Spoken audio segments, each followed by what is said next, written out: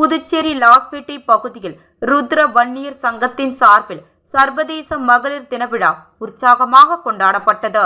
இந்த நிகழ்ச்சியில் சங்க உறுப்பினர்கள் மற்றும் லாஸ்பேட்டை பகுதி பொதுமக்கள் 300க்கும் மேற்பட்டோர்கள் திரளாக கலந்து கொண்டனர்.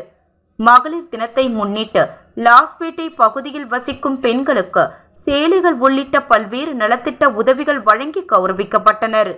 இந்த நிகழ்ச்சியில் ருத்ர வன்னியர் சங்கத்தின் தலைவர் கோபாலகிருஷ்ணன் தலைமை உரையாற்றி அனைத்து பெண்களுக்கும் மகளிர் தின நல்வாழ்த்துக்களை தெரிவித்து பேசிய போது, பெண் சமூகத்தின் முன்னேற்றத்திற்காக மிக முக்கியமான சக்தியாக உள்ளனர் என்றும், பெண்களின் முன்னேற்றம்தான் சமூகத்தின் முன்னேற்றம் என்றும் அவர் தனது உரையில் வலியுறுத்தினார்.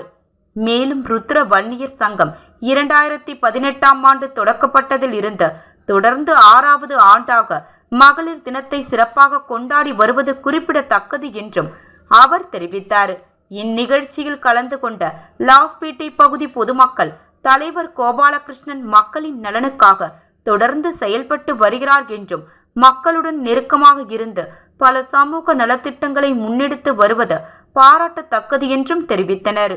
அதே நேரத்தில் வரவிருக்கும் தேர்தலில் சுயேட்சை வேட்பாளராக போட்டியிடும் கோபாலகிருஷ்ணனுக்கு மக்களின் பெருவாரியான ஆதரவு உள்ளதாக பொதுமக்கள் நம்பிக்கை தெரிவித்தனர். இந்த நிகழ்ச்சி சமூக ஒற்றுமையையும் மகளிர் முன்னேற்றத்தையும் வலியுறுத்தும் வகையில் சிறப்பாக நடைபெற்றது.